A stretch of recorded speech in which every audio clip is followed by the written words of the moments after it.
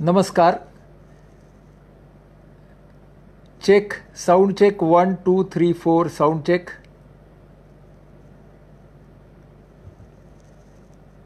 Sound येत असेल तर मला सांगा.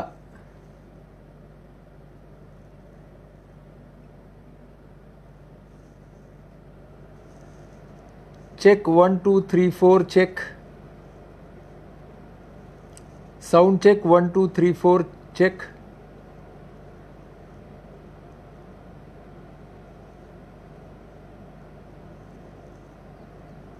चेक 1 2 3 4.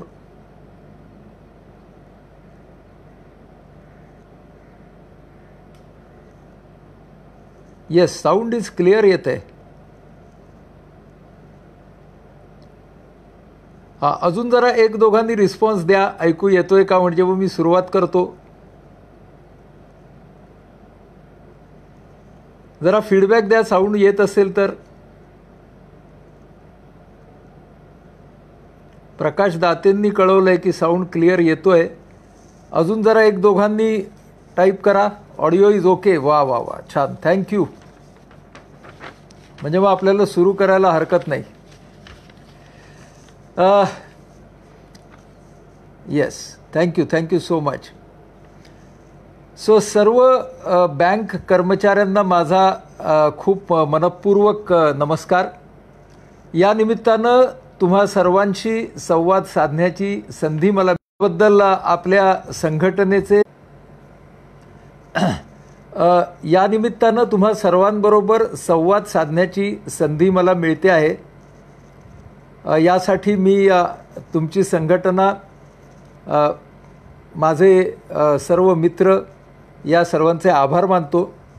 आणि आज आपण जे बोलणार आहोत ते मानसिक स्वास्थ्य या विषयावरती बोलणार आहोत. आणि आपल्या गटातल्या खूप जणांनी इतक्या साऱ्या शंका आणि प्रश्न मला विचारलेत की मला वाटतं आपला 90 मिनिटाचा वेळ या शंकांच्यामध्येच जाणार आहे. पण ते प्रश्न खूपच उत्कृष्ट आहेत आणि त्यांच्याबद्दल आपण बोललं पाहिजे अशा तऱ्हेचे ते प्रश्न आहेत. त्यामुळे मी त्यांच्याबद्दल बोलणार आहेच आहे.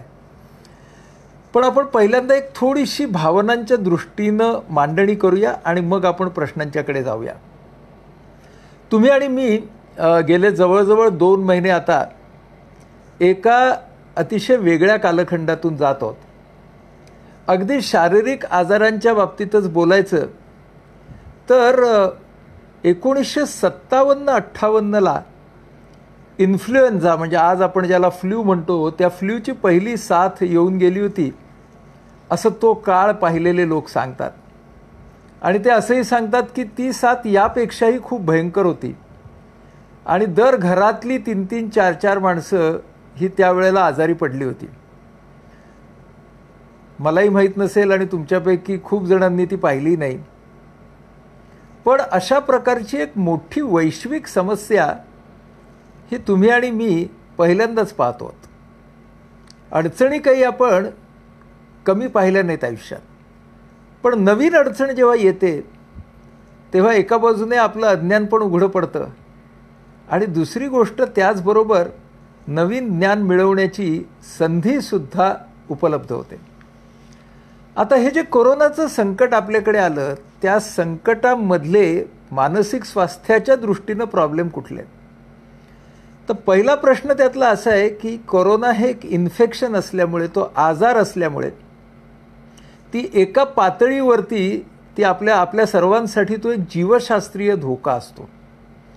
It is a biological threat. आणि बायोलॉजिकल थ्रेट म्हटलं, जीवाला धोका म्हटलं की आपण सगळेच भावनिक दृष्टीने हडबडतो, गडबडतो. हे पहिलं बेसिक होतं. दुसरं असं आहे की एका बाजूने बायोलॉजिकल थ्रेट आहे, पण दुसऱ्या बाजूने तिचे मनोसामाजिक परिणामसुद्धा काही कमी महत्त्वाचे नाहीत. तुमच्या आणि माझ्या दैनंदिन व्यवहारावरतीच बंधनं आली आहेत, आपल्या सामाजिक व्यवहारावर बंधनं आली आहेत, आपल्या सगळ्या कार्यपद्धती आपल्याला बदलायला लागत आहेत. आर्थिक मंदीचं पुढं काय होणार आहे आणि त्याचा आपल्या जीवनशैलीवरती काय परिणाम होणार आहे, या सगळ्या गोष्टी तर अगदी पुढच्याच राहून गेल्यात. म्हणून या सगळ्यामधून निर्माण झालेली अनिश्चितता आणि असुरक्षितता, म्हणजे त्या जीवशास्त्रीय आव्हानामध्ये भर कसली पडली आहे तर अनिश्चितता आणि असुरक्षितता, या दोन्ही गोष्टींची, असुरक्षितता भावनिक, असुरक्षितता मानसिक. आणि नेहमी आपल्याला ना अनिश्चितता आली की आपण गडबडतोच, कारण आपल्याला जर माहिती असलं ना इथून इथे जायचं आहे तर आपल्याला सिक्युरिटी असते, हा की आता इथून ना इथं जायचं आहे, हा आता एवढा वेळ राहिला, आता एवढं अंतर राहिलं. अनिश्चितता आपल्यापुढे आव्हान काय निर्माण करते की मला माहीत नाही, जायचं आहे पण कधी पोहोचेन, कसा पोहोचेन हे काही मला माहीत नाही. मग लगेच आपलं मन प्रश्न करतं, मग जायचं कशाला या दिशेने, मग आता इथे आहेस ते काय ठीकच आहे की. त्यामुळे अनिश्चिततेचा स्वीकार कसा करायचा, असुरक्षिततेचा स्वीकार कसा करायचा, आणि बायोलॉजिकल थ्रेट आहे तर ती आपल्याला भावनिक दृष्टीने, या तिन्ही गोष्टी कुठे नेतात, तर या तिन्ही गोष्टी आपल्याला नेतात ज्या आपल्या आदिम भावना आहेत त्यांच्याकडे. आदिम भावना म्हणजे कुठल्या, तर या भावना आदिमानवाच्या बरोबर पासून आपल्या बरोबर आहेत आणि त्या आपल्या हार्डवेअरचाच भाग आहेत. त्यामुळे ऑटोमॅटिकली न बोलवता सुद्धा या भावना तुमच्या आणि माझ्या मनामध्ये येतातच. कसं बरं, तर जेव्हा आपला माणूस आदिमानव होता तेव्हा त्याच्या समोर येणारी जी आव्हानं होती ती आव्हानं कोणत्या स्वरूपाची होती, ती बायोलॉजिकल होती, जीवशास्त्रीय होती. एकतर त्याच्यावरती जंगली पशु हल्ला करतील किंवा इतर टोळ्या हल्ला करतील किंवा त्याला अस्मानीला तोंड द्यावं लागेल, वणवा असेल, वादळ असेल, सुनामी असेल, जे काय असेल ते. ह्या सगळ्या आव्हानांना तोंड देताना त्या माणसाकडे 3 मूलभूत पर्याय होते. कोणते बरं, की समजा माझ्या टोळीमध्ये 80 लोक आहेत आणि हल्लेखोरांची संख्या 20 आहे, तर मग फाईट, मी कुठला पर्याय घ्यायचो, लढा. पण माझ्या टोळीमध्ये 20 मंडळी आहेत आणि हल्लेखोर 80 आहेत, तर मग माझा चॉईस होता पळा, फ्लाईट. पहिला चॉईस होता फाईट, दुसरा चॉईस होता फ्लाईट. आणि मी समजा एकटाच आहे आणि ते हल्लेखोर माझ्या मागे लागलेत, तर तिसरा पर्याय होता फ्रीज, म्हणजे गोठून जा, आहेस तिथे राहा. फाईट, फ्लाईट, फ्रीज, हे 3 पर्याय या आदिमानवाच्याकडे होते. बरं, हे पर्याय कसे होते, डायनॅमिक होते. म्हणजे एकदा समजा मी फाईटचा पर्याय घेतला आणि माझ्या लक्षात आलं की अरे फाईट करून काही निभावत नाही आहे, तर फाईटचं रूपांतर फ्लाईटमध्ये करा. फ्लाईट करून समजा तरीसुद्धा प्रॉब्लेम माझा सुटत नाही आहे, तर मग आता फ्रीजमध्ये जा. फ्रीजमध्ये म्हणजे लपून बसा. हा फ्रीजचा जो ऑप्शन होता तो सरपटणारे प्राणी, वाईल्ड बेअर म्हणजे जंगली अस्वल ते असलं तर, किंवा माशी प्लेसेस असायच्या ना, दलदलीचे प्रदेश, की ज्याच्यामध्ये तुम्ही अडकलात तर फाईट आणि फ्लाईटचा फायदा नाही, तुम्हाला फ्रीजमध्येच जावं लागणार मदत येईपर्यंत. म्हणजे याच्यामधला पर्याय शोधायचा होता आणि तो गतिशीलपणे बदलायचा सुद्धा होता. आणि त्यामुळं माणसाची शारीरिक सगळ्या संस्था, श्वसन संस्था, पचन संस्था, रक्ताभिसरण संस्था आणि त्याच्याशी जोडलेले अवयव म्हणजेच आपलं हार्ट, आपले लंग्स, ह्या सगळ्या गोष्टी ॲलर्टवरती राहायची अत्यंत जरुरी होती. त्या जर ॲलर्टवरती नसतील तर हे फाईट, फ्लाईट किंवा फ्रीज हे तिन्ही पर्याय माणसाला घेताच येणार नव्हते. आता काय झालं की या 3 पर्यायांच्या बरोबर आपल्या आदिम भावना जोडल्या गेल्या किंवा त्याच्यातून त्या निर्माण झाल्या. कारण भावना म्हणजे ऊर्जा, भावना म्हणजे एनर्जी. मग या ज्या सगळ्या पर्यायांच्या बरोबर भावना कशा जोडल्या गेल्या, ऊर्जा कशा जोडल्या गेल्या ते आपण बघूया. फाईट बरोबर काय जोडलं गेलं, तर राग, संताप. फ्लाईट बरोबर काय जोडलं गेलं, तर भीती. आणि फ्रीज बरोबर काय जोडली गेली, तर डिप्रेशनची भावना, नैराश्याची भावना. म्हणजे संताप, भीती आणि नैराश्य या 3 भावना आपल्या हार्डवेअरचा भाग असल्यामुळे त्या तुमच्या आणि माझ्या मनात ऑटोमॅटिकली येतात. त्या आणाव्या लागत नाहीत, त्या येतात आणि त्या येणार. मग काय झालं की हा जो आपला आदिमानव होता, त्या आदिमानवाकडे हे सगळे पर्याय होते. ते पर्याय त्याने योग्य पद्धतीने वापरले तर तो समोरच्या धोक्यावरती मात करायचा. धोक्यावरती त्याने मात केली की त्याच्या या नकारात्मक भावनांचं रूपांतर कशामध्ये व्हायचं, तर अत्यंत उन्मादक अशा प्लेजरेबल म्हणजे आनंदी भावनांमध्ये किंवा सुखद भावनांमध्ये त्याचं रूपांतर व्हायचं. म्हणजे तो टार्झन असायचा की नाही, तो काय करायचा, त्या आव्हानावर मात केलं की जोरात ओरडायचा आणि मग आपली छाती बडवून घ्यायचा की मी दुनियेतला सगळ्यात ग्रेट माणूस आहे, अशा प्रकारचा. पण आपला पूर्वज आपल्यासारखाच असल्यामुळे तो कधी कधी मूर्खपणाने वागायचा आणि मूर्खपणाने वागला आणि स्वतःच्या मूर्खपणाचे परिणाम पाहण्यासाठी जर जिवंत राहिला तर कुठली भावना त्याला यायची, त्याला म्हणतात खंत. मी कमी पडलो, ही भावना त्याच्यामध्ये असायची.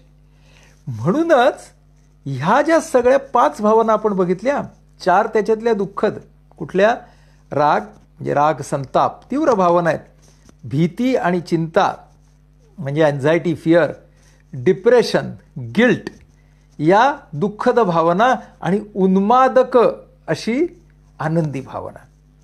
या भावनांना आपण काय म्हणतो, प्रिमिटिव्ह इमोशन्स. या आदिम भावना आहेत, या आपल्या हार्डवेअरमध्ये आहेत. आणि म्हणूनच तुम्ही आणि मी कितीही प्रयत्न केला तरी सुद्धा त्याचे आविष्कार होत राहणार. म्हणजे आपण या सद्यस्थितीतून जात असताना मला भीती वाटताच कामा नये, मी राग न येता शांत राहिलोच पाहिजे, अशा डिमांड्स करण्यामध्ये काही अर्थ नाही, जमणारही नाही. त्यामुळे आपण ॲक्सेप्ट करूया की या सर्व असह्य भावना, रागाची, चिंतेची, भीतीची, औदासिन्य आणि नैराश्याची, खंत वाटण्याची, या सगळ्या भावना तुमच्या आणि माझ्या आयुष्याचा भाग आहेत. या परिस्थितीमुळे त्या वाढू शकतात, हे आपण ॲक्सेप्ट करूया. मग आपण काम काय करायचं, तर यांना नाकारण्यापेक्षा ह्यांचा स्वीकार करून ह्या असह्य भावनांचं रूपांतर आपल्याला पहिल्यांदा सह्य भावनेमध्ये कसं करता येईल, हा आपला तणाव नियोजनाचा पहिला धडा आहे. मग आता मी वापरलाय कोरोना फोबिया. मग आता कोरोना फोबिया याचा अर्थ असा की ऑपरेटिंग इमोशन कुठली आहे, तर that is fear and anxiety. Fear की हा माणूस संसर्ग झालेला असेल तर, आणि एन्झायटी माझं काय होणार. ह्या दोघांचा जेव्हा मला अनुभव येतो तेव्हा कधी कधी माझ्या छातीत धडधड होते, हातपाय कापायला लागतात. ते पण एका प्रश्नामध्ये लिहिलेलं आहे. त्याचं कारण काय मी तुम्हाला सांगितलं की त्या काळामध्ये तो अलर्टचा स्विच लावलेला होता बघा सगळ्या शरीराच्या मध्ये, आणि म्हणून ती एन्झायटी त्यावेळेला आपल्यामध्ये यायला लागली. ती तेव्हा बसवलेली आहे, ती हार्डवायर्ड आहे, हे लक्षात घ्या. या ज्या सगळ्या असह्य भावना आहेत या ऑटोमॅटिकली येतात. तुम्ही कधी असं पुस्तक वाचलंय का किंवा पुस्तकाचं नावही ऐकलंय का की 22 ways of getting angry more effectively. कारण आपल्याला ऑलरेडी 24 प्रकार माहिती असतात रागवायचे. सगळी पुस्तकं काय सांगतात तुम्हाला, सगळी पुस्तकं सांगतात overcoming anxiety, dealing with depression, managing अँगर. म्हणजे आम्हा सगळ्यांचे व्यवसाय कशावरती चालतात, तर ह्या आदिम असह्य भावनांवरतीच चालतात. आणि त्या आपल्या सगळ्यांना येणार, हे पहिलं मान्य करू. मग आता ही आलेली भावना मी मान्य केली. आताची भावना कुठली आहे, मी काउंटरवरती आहे, माझा कस्टमर आलेला आहे. मी या एन्झायटीचं रूपांतर बघा, या एन्झायटीचं चिंतेचं रूपांतर मला कशात करायचं आहे, तर जी असह्य भावना आहे तिचं रूपांतर मला सह्य भावनेत करायचं आहे. सह्य भावना कुठली, एन्झायटीची सह्य भावना आहे कन्सर्न. मराठीमध्ये आपण त्याला म्हणूया, एन्झायटीला म्हणूया काळजी करणं आणि कन्सर्नला म्हणूया काळजी घेणं. बघा, काळजी घेणं ही जरी दुःखद भावना असली, म्हणजे ती जरी सुखद नसली तरी काळजी घेणं ही भावना अत्यंत उपयुक्त भावना आहे. ती अत्यंत अनुरूप भावना आहे. म्हणजे मी काय करायला पाहिजे, तर म्हणजे मी हे करायला पाहिजे की याच्याकडून मला कदाचित संसर्ग होण्याची शक्यता आहे. शक्यता, खात्री नाही. जेव्हा माझं मन शक्यतेचं रूपांतर खात्रीमध्ये करतं तेव्हा कोरोना फोबिया तयार होतो. जेव्हा ते शक्यतेच्या पातळीवरती ठेवतं त्याला म्हणायचं कोरोना कन्सर्न. म्हणजे कोरोना फोबियाचं रूपांतर आपल्याला कोरोना कन्सर्नमध्ये करायचं आहे. ही गोष्ट महत्त्वाची. मग ते जर मला करायचं असेल तर पहिलं काय डोक्यात ठेवायचं, possibility not certainty. Possibility cannot be certainty till the time it becomes one. त्यामुळं सध्या ती पॉसिबिलिटीच आहे. मग हे डोक्यात ठेवायचं, ही पॉसिबिलिटी आहे, ही पॉसिबिलिटी आहे. मग तुमच्या आणि माझ्या मनात पुढचा काय काय विचार येतो मी तुम्हाला सांगतो. हा रेड झोनमधून आला असेल का, हा कंटेनमेंट झोनमधून आला असेल का. तुम्हाला काय सांगू, मी तुमच्याशी खूप एम्पथाईज करतोय. पासून आजपर्यंत मी ओपीडी चालवतोय आणि माझ्या ओपीडीमध्ये जाऊन पेशंट बघून ओपीडी चालवतोय. त्यामुळे जे विचार तुमच्या मनात येत आहेत ते सगळे विचार माझ्या मनात येऊन गेलेलेच आहेत. ते काही वेगळे विचार नाहीच आहेत. मग अशा वेळेला काय काय विचार करायचे आपण. एकतर मी माझ्या पातळीला काय करेन, मी ते केलं आणि मी ते करतोय. म्हणजे काय, मास्क घालायला पाहिजे, सॅनिटायझर वापरलं, जे काय सगळं पाठ झालं आहे आपल्याला आता ते काही नवीन सांगायची गरज नाही. पण ते सगळं मला प्रामाणिकपणे करायला पाहिजे. येणाऱ्या माणसाचं टेम्परेचर चेक करणं, येणाऱ्या माणसाच्या ज्या काय आहेत ते मला करायला पाहिजे. म्हणजे I have to stay on corona concern. मग आता तुम्ही मला सांगा की ह्यामुळं मला कोरोना होण्याची शक्यता कमी होते, पण ती शक्यता शून्यावरती येईल का, तर ती शक्यता शून्यावर येणार नाही. त्याचं कारण माझी रोगप्रतिकार शक्ती उत्तम असेल तर ती शून्याच्या जवळ येईल, तरीही ती शून्यावर येणार नाही. पण मला तुम्ही सांगा, कोणत्याही आकस्मिक येणाऱ्या आजाराबद्दल किंवा अपघाताबद्दल तुमची आणि माझी शक्यता होण्याची कधीतरी शून्यावरती आलेली आहे का हो? कधी आली आहे? म्हणजे तुम्ही आणि मी त्या अर्थानं उद्या किंवा परवा किंवा 1 महिन्याने तुम्हाला आणि मला एखादा असाध्य आजार होणारच नाही याची कुठलीच शाश्वती नाही आहे. म्हणून आपण नेहमी रिझनेबिलिटी आणि रियालिटी या 2 गोष्टी वापरतो.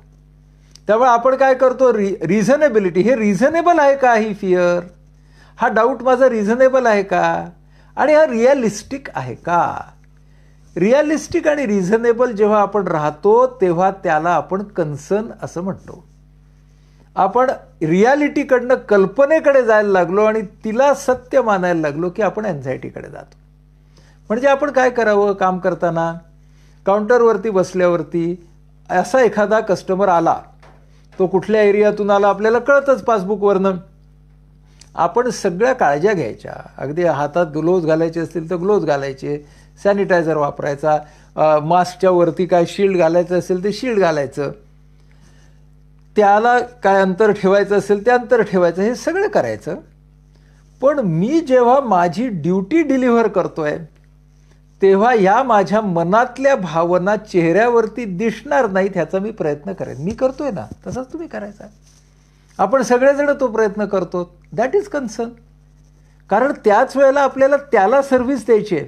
मला एक प्रश्न इतका छान तुमच्यातल्याच कोणीतरी लिहिला आहे की दुर्बल गटातले लोक येतात, कोणाला काय ते कुठल्या तरी योजनेतले पैसे पाहिजे असतात, हे असतात, तेव्हा मला एका बाजूने असं पण वाटतं की अरे हे सगळे गरीब लोक आहेत आणि ह्यांना मला सेवा द्यायला पाहिजे. क्या बात आहे. म्हणजे आता तुमच्या लक्षात येईल की आस्था नावाची जी गोष्ट आहे ना, निष्ठा नावाची कर्तव्याबद्दलची जी गोष्ट आहे ना, ती सुद्धा त्या चिंतेवरचं, त्या भीतीवरचं औषध असू शकते. याचा अर्थ आपण सगळ्या काळज्या घ्यायच्याच नाहीत. ह्या कोरोना काय मला होणार नाही, माझी इम्युनिटी कसली सॉलिड आहे माहिती आहे का, असंही म्हणायला जात नाही आहोत बरं का. 2 टोकानं जायचं नाही. म्हणजे ती बेपरवाई कुठली आहे माहिती आहे, ती त्या टार्झनवाला ती जी आदिम भावना आहे ना ती आहे. म्हणून आपल्याला आपल्यातलं हार्डवेअर हे टोकाच्या भावनेकडे नेतं. आपण काय लक्षात घेतलं पाहिजे की टोकाच्या भावनेकडून पहिल्यांदा मला असह्य भावनेकडून सह्यवरती यायचं आहे. म्हणजे त्यासाठी मी शक्यता खात्री हे लक्षात ठेवेन. ओके. दुसरं मी काय लक्षात ठेवेन, factors which are within my control and factors that are beyond my control. माझ्या नियंत्रणाखाली असलेले घटक कोणते आणि माझ्या नियंत्रणाच्या बाहेर असलेले घटक कोणते. काळजी घेणं माझ्या नियंत्रणाच्या आतला घटक आहे. आजार होण्याची शक्यता माझ्या नियंत्रणाच्या बाहेरचा घटक आहे. पण आजार होण्याच्या शक्यतेला मी माझ्याकडून हातभार लावणार नाही. भले मी इम्युनिटीच्या साठी जे काय खाणं पिणं आहार विहार ह्याच्यामध्ये जे काय बदल करायचे ते करेन. म्हणजे तुमचा आणि माझा अजून एक मोठा प्रश्न असा आहे की तुम्ही बाहेर जाता, माझ्या घरातलं फक्त मीच बाहेर जातो आणि येतो. त्यामुळे तुम्ही मी बाकीचे सगळे जे काम करतायत यामध्ये ते हे सगळ्यांच्या घरचे लोक सुद्धा हे महत्वाचे आहेत की नाही. त्यामुळे घरचे लोकांची सुद्धा आपण जर कन्सर्नवरती राहिलो तर आपल्या घरच्या लोकांना सुद्धा आपल्याला कन्सर्नवरती ठेवता येतं बरं का, मदत करता येते. कारण आपण जर अँझायटीवरती गेलो तर ते सुद्धा अँझायटीवर जाणार. म्हणून आपल्याला काय करायचं, अँझायटीला घालवायचं नाही, चिंतेला घालवायचं नाही, तिला मान्य करायची आणि तिची इंटेन्सिटी, फ्रिक्वेन्सी, ड्युरेशन कमी करायची. इंटेन्सिटी म्हणजे तीव्रता, फ्रिक्वेन्सी म्हणजे वारंवारिता, ड्युरेशन म्हणजे कालावधी. ती करण्यासाठीचे हे पेयर्स आपण काढतो. पहिली पेयर आहे शक्यता आणि खात्री. दुसरी पेयर आहे factors within control, factors beyond control. तिसरी पेयर आहे परिणाम आणि पर्याय. परिणामांचा विचार मी वास्तवाला धरून आणि तर्काला धरून करेन आणि त्यावरचे पर्याय शोधेन. बघा, जर अशा तऱ्हेचा आज प्रसंग नसता तर तुम्ही आणि मी या पद्धतीने बोललो असतो का, आपण संवाद साधला असता का, अर्थातच ते शक्य झालं नसतं. म्हणजेच आपल्या संवादासाठी अडचणीची परिस्थिती आली म्हणून आपण हा पर्याय काढला की नाही. परिणाम आणि पर्याय म्हणून महत्वाची गोष्ट काय, परिणामांचा वास्तववादी विचार. तुम्ही जर टीव्ही बघायला बसलात की नाही तर अशा ढांढण ढांढण ढांढण बातम्या तुमच्या समोर येतील. मग आपलं मन काय करतं, आपलं मन टोकाला जातं. परिणामांचा विचार एकतर आपलं मन करतं महाभयंकरीकरण. महाभयंकरीकरण म्हणजे टेरिबलायझेशन. आपल्या देशाचं काही खरं नाही, माझंही काही खरं नाही, नोकरीचंही काही खरं नाही असं म्हणून आपण जाऊ महाभयंकरीकरणाकडे. किंवा दुसरं टोक आहे क्षुल्लकीकरण, ट्रिव्हियलायझेशन. हे काय होणार आहे, 1-2 महिन्यामध्ये ना सगळे ठीक होऊन जाणार. या दोघांच्या मध्ये ठेवायचं आपल्याला परत, कारण that is concern. So think about consequences realistically. आणि मग आपल्याला जे पर्याय शोधून काढायचे आहेत, व्यक्ती म्हणून, गट म्हणून, तुमची युनियन म्हणून, मॅनेजमेंट म्हणून, फॅमिली म्हणून, सोसायटी म्हणून, सतत नवीन पर्याय शोधत राहावं लागणार आहे. कुठलाही पर्याय हा या काळामध्ये कायमचा पर्याय असेलच असं नाही. म्हणजे आता आपण सगळ्यांनी डोळे कशावर लावलेत, लसीवर लावलेत. लस हाच अंतिम पर्याय असेल का, आपल्याला नाही माहिती. लसीच्या आधी दुसरा काही अंतिम पर्याय असेल का, हो शास्त्रज्ञ शोधतायत.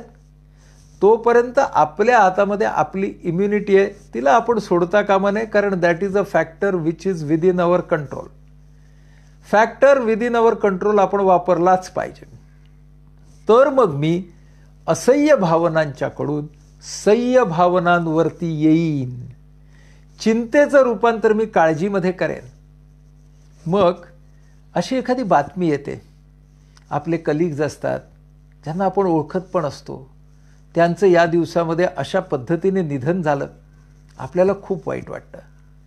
हा जो सॅडनेस आहे की आमचे हे सहकारी गेले, हे सेवा देत असताना गेले, हा सॅडनेस येणं ही अत्यंत अनुरूप आणि सह्य अशी नकारात्मक भावना आहे. हिचं रूपांतर आपल्याला डिप्रेशनमध्ये करायचं नाही. मग आता सॅडनेस आणि डिप्रेशन याच्यात फरक काय. सॅडनेसमध्ये हा मला बसलेला एक धक्का आहे आणि डिप्रेशन कधी होतं? या धक्क्यानं मी आता सपशेल हार मानली आहे. म्हणजे सपशेल हार मानणं म्हणजे डिप्रेशन आहे. वाईट वाटणं म्हणजे डिप्रेशन नाही. वाईट वाटणं हे अत्यंत स्वाभाविक आहे. तुमचे ते कलिग आहेत, असा विचार करू की जे ब्रांचमध्ये त्यांच्यासोबत काम करत असतील त्यांना किती जास्त धक्का बसला असेल, या 1 नाही 2 नाही या 3 व्यक्ती ज्या गेल्यात त्यांचा. म्हणजे सेवा देत असताना यांचा मृत्यू झाला ही तर अत्यंत दुःखद घटना आहे. तिचं दुःख आपल्याला वाटणारच. पण त्यामुळे मी जर नामोहरम झालो तर ते डिप्रेशन आहे. म्हणून दुःख आणि नैराश्य यातला फरक नीट लक्षात घेऊ आपण. नामोहरम जेव्हा आपण होतो तेव्हा येतं ते नैराश्य. नामोहरम याचा अर्थ शरणागती. आता ना काही खरं नाही, आता सगळं संपलं, आता ना माझी नोकरीची नाहीतरी 2च वर्ष राहिली आहेत, तेव्हा आत्ताच मी राजीनामा देतो आणि घरी बसतो, असे जर तीव्र विचार यायला लागले तर आपण डिप्रेशनकडे जातोय. दुःख होणं इज ओके. दुःख होण्यामधून आपण जास्ती काळजी घेणं हे सुद्धा ओके. पण दुःखाच्या मधून आता मी सोडूनच देणार आहे सगळं, आता माझ्या हातात काही राहिलंच नाहीये, हतबलता आपोआप येत नाही. हतबलता माणसाच्या विचारामधूनच येते. त्यामुळे ही जे हतबलता ही आपोआप नाही येणार, ही आपल्या विचारातून येणार आहे. म्हणून आपल्याला विचार सतत योग्य दिशेने करणं ही महत्त्वाची गोष्ट राहणार आहे. आणि त्यासाठी आपल्याला पहिल्यांदा काय करावं लागेल? असह्य आणि सह्य ह्याच्यातला फरक लक्षात घ्यावा लागेल. आपण बघितलं एन्झायटी, कन्सर्न. दुसरं बघितलं डिप्रेशन आणि सॅडनेस. सो सॅडनेसमध्ये काय आहे? I am facing a setback, sadness. Depression काय आहे? एव्हरीथिंग हॅज एंडेड, आता संपलंच सगळं, दॅट इज डिप्रेशन. म्हणजे आपण 2 पेअर्स बघितल्या, तिसरी पेअर बघूया. ती तर फारच कॉमन आहे सध्या, अँगर. मग आपल्याला कधी कधी सरकारचा राग येतो. आपल्याला वाटतं अरे आम्ही सगळे बँकेतले लोक इसेन्शियल सर्व्हिसेसमध्ये सतत काम करतोय. आणि आता तुमच्या एका प्रश्नामध्ये एकाने लिहिलंय की भाजीपाला देणाऱ्या माणसाचा पण उल्लेख केलाय, पण बँकमध्ये काम करणाऱ्या माणसाचा उल्लेख नाही केलेला. मी समजू शकतो, मी तुम्हाला वाटणारं दुःख समजू शकतो, बरोबर. बिना कोरोना क्षेत्रातले जे वैद्यकीय क्षेत्रात काम करतायत त्यांचा तरी उल्लेख कुठे केलाय? मानसिक आरोग्य क्षेत्रातल्या लोकांचा काम करणारे उल्लेख कुठे केलाय? पण उल्लेखासाठी आपण काम करतो की नाही या प्रश्नाकडे आपण नंतर येऊ. पण दुःख समजू शकतो नक्की. मग अशा वेळेला जेव्हा राग येतो ना, की हे सरकार, हे प्रशासन, ही मॅनेजमेंट, येऊ दे. ही भावना आदिम भावना आहे, तिचा स्वीकार करायचा की हा माझा संताप आहे. मग जरा आपण येतो, स्वतःला आणतो, म्हणायचं हो तुझ्या संतापाचा उपयोग काय रे बाबा. मग परत आलो आपण कुठे? चिडचिड, इरिटेशन. Irritation is okay. म्हणजे या सगळ्या परिस्थितीमध्ये आपल्याला अधूनमधून एखादी गोष्ट मिळाली नाही, वस्तू मिळाली नाही, मनासारख्या गोष्टी झाल्या नाहीत, आपण सगळं करत असून सुद्धा समोरच्या माणसानं चुका केल्या तर आपल्याला चिडचिड होणार. आपण सगळे शांतीब्रह्म नाही, आपण गौतम बुद्ध वगैरे पोचणार पण नाही कधी त्या लेवलला, पण आपण तसे नाही आहोत. ओके. मग आपण कसे आहोत? तर आपल्याला काय करायचं माहिती आहे? आपल्याला फ्रॉम अँगर टू इरिटेशन यायचं आहे. म्हणजे काय? अँगरमध्ये there are 2-3 things. First, labelling. म्हणजे आपण जेव्हा लेबलिंगमध्ये जातो तेव्हा आपली ऊर्जा समोरच्या माणसाला दोषी ठरवण्यात जाते. ते टाळण्याचा प्रयत्न करू. तो ठपका ठेवण्याचा जो प्रयत्न आहे तो प्रयत्न आम्ही करणार नाही. तेव्हा लेबलिंग आणि ब्लेमिंग आम्ही टाळण्याचा प्रयत्न करू. तो राग आहे. दुसरं काय? ही जी एनर्जी आहे ती एनर्जी मला माझ्या ध्येयामध्ये घालता येईल का? हा विचार मी करावा की ही एनर्जी मी माझ्या ध्येयात घालू शकतो का? Can I put all that energy of अँगर इन माय गोल? मग ते माझं संघटनात्मक काम असेल. कदाचित ही परिस्थिती मला जर राग व्यवस्थेबद्दलचा व्यक्त करायचा असेल तर संघटनेच्या कामामध्ये मी सगळ्यात जास्त खरं म्हणजे मग हिरिरीने भाग घेतला पाहिजे. दॅट इज तुमची युनियन, तुमची संघटना is a wonderful constructive way to channelise your अँगर. या व्यवस्थेवरती, ज्या व्यवस्थेमध्ये त्रुटी आहेत, व्यवस्थेतल्या लोकांमधली इनसेन्सिटिव्हिटी असेल, जे आपले सगळे इश्यूज आहेत, त्या सगळ्या इश्यूच्यासाठी मग आपण तो राग व्यक्त करण्याचा आणि विधायकपणे व्यक्त करण्याचं माध्यम ही आपली संघटना असू शकते. संघटनेच्या कामात जास्तीत जास्त या परिस्थितीमध्ये लोकांनी का नाही भाग घेऊ? म्हणजे ते सुद्धा तुमच्या रागाचा एक भाग असू शकतो. म्हणजे आपण राग तर करणार, दोष ठेवणार, ठपका तर ठेवणार, पण करायची काय वेळ आली तर आपण म्हणणार की नाही ते आता ते आपले तुळजापूरकर आणि बाकीची सगळी मंडळी आपली करतायत ना, हां त्यांना करू दे बाबा, असं आपण म्हणणार. हां, मग तिथं आपण आपली एनर्जी सगळी घालूया की त्या संतापाची एनर्जी आपण चांगल्या गोलमध्ये घालूया. Irritation is for a behaviour, it is for a performance. तुमच्यामधल्या तुमच्या टीममध्ये एखादा काम करणारा असेल, त्याच्यातून सतत सारखी चूक होत असेल, तर त्या वागण्याबद्दल तुमची चिडचिड होऊ शकते. पण जोपर्यंत तुम्ही त्याला लेबल करत नाही, हा ना गधडा, हा ना कधी सुधारणारच नाही, उद्या हा रिटायरमेंटला येईल पण ह्याला हे जमणार नाही, हे लेबलिंग चालू झालं की समजायचं हा राग आहे. त्याला मनात ठेवावा, जास्तीत जास्त जनात तरी आणू नये, कारण आपल्या सगळ्यांच्या तो मनात येणार नाही असं काही होणार नाही. पण मनातलं सगळंच जर जनात आलं असतं तर तुमचे आणि माझे किती वांदे झाले असते की नाही. त्याच्यामुळं आपण काय करावं की या रागाला लक्षात घ्यावं आणि त्याचं रूपांतर चिडचिडीमध्ये कसं करता येईल ते पाहावं. अच्छा, बऱ्याच जणांना असं वाटतं बरं का की काही जण आपल्यातले खूप काम करतायत आणि काही जणांना वेगवेगळ्या कारणांच्यामुळे काम तेवढं नाही करता येते. त्यातले काही जण असे त्यांना फार गिल्टी वाटते, त्यांच्या मनामध्ये खूप सारा असा एक खंत निर्माण होते. मग खंत जी आहे ना ती सुद्धा काय आहे, ती सुद्धा आदिम भावना आहे, ती असह्य भावना आहे. पश्चाताप ही जी भावना आहे ही सह्य भावना आहे. रिग्रेट म्हणजे माझ्या हातून जर चूक झाली तर त्या चुकीची जबाबदारी स्वीकारणं is regret. Very important emotion. या सगळ्या काळामध्ये ना तुमचा आणि माझा तोल सुटणार. आपण ना एवढं सगळं ऐकल्यानंतरही भरपूर दोषारोप करणार, आपण चिडणार बिडणार, लेबलिंग करणार. नंतर आपल्याला गिल्टी वाटणार, काय यार जवळच्या माणसाला आपण काय बोलून गेलो. मग त्यावेळेला म्हणायचं हो गेलास ना बोलून. मग आता रिग्रेट, पश्चात्ताप, याचा अर्थ झालेल्या चुकीची पूर्ण जबाबदारी घेऊन, ओनरशिप घेऊन मी ती चूक होणार नाही असं बघणं, आणि चूक झाली असेल तर तिचं परिमार्जन, तिचं परीक्षालन जे काय आहे ते आपल्याला करायचं.